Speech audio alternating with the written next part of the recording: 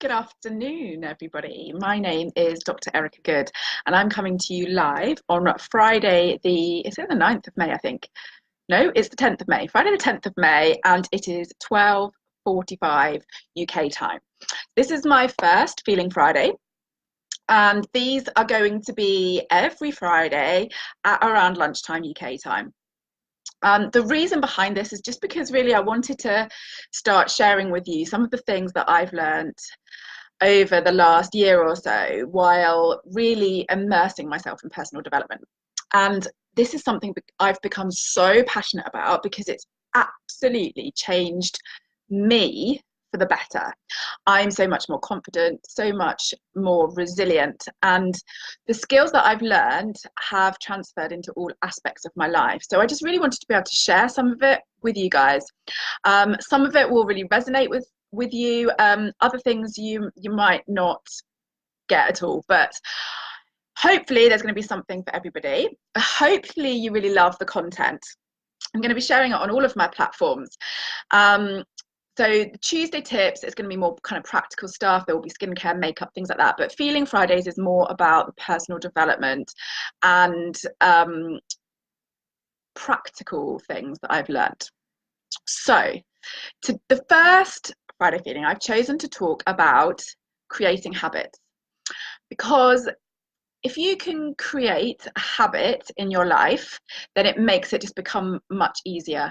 And people who are extremely successful, no matter what they're successful at, whether it's business, sports, acting, whatever, they have been very strict in creating habits to get that success.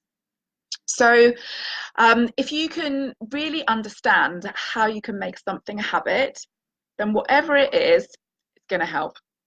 And a lot of the other things I'm going to talk about will go on from creating habits. There might be things that actually I've created habits of over the last year or so.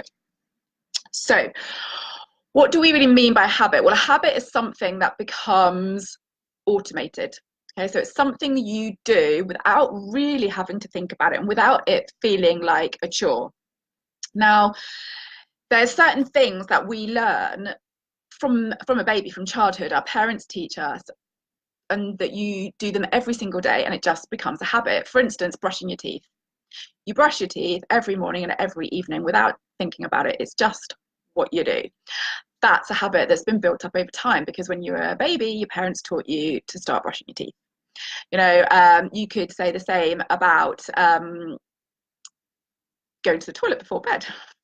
Even if you don't need to go to the toilet, think, well, unless I go now, I'm going to wake up in an hour. All of these things, habits. So it takes, how long does it take to create a habit? It takes anywhere from as little as 3 weeks up to about 6 months to create a habit. And it's not really clear why it takes some people longer than others. There's probably loads of science behind it, but it just takes that long, okay? Probably the average is about 2 months. And for it to come really automated, it's probably somewhere between 2 to 6 months. But around about 3 weeks, you will start to create a habit. So what kind of things do you want to become a habit for you, and how will you use those to benefit you, grow you, to get more successful in whatever it is you want? And these are going to be different for everybody. So what you need to do, first of all, is actually work out what you want. What habits would you like to create to make your life better for you? So for instance, one thing for me is I would really like to break that cycle of pressing the snooze button in the morning. I'm so bad at that. I'm really not a morning person, but that's probably something that I've just been telling myself over the years, and therefore I live up to that. And that's another talk altogether. So I would like to break this habit of hitting the snooze button and actually get up at 6 o'clock every morning and be able to function and do a few things before everybody else wakes up, so that I can start my day on a good foot. Now, sometimes I do that, and other times I'm still hitting the snooze button. It hasn't yet become a habit for me, but it's something I'm really working on. Another habit might be you want to start going to the gym regularly, or you want to exercise regularly. You may want to start practicing gratitude, which is another thing I'm going to be talking about later. Whatever it is, you work out a habit that you want to create. So what I would encourage you to do is maybe think of 5 habits that you would like to create and write them down on a piece of paper, like in the middle of a piece of paper. And then you want to work out why do you want to create that habit? What is that going to bring you? So for instance, so if I'm going to wake up an hour earlier in the morning, why do I want to do that?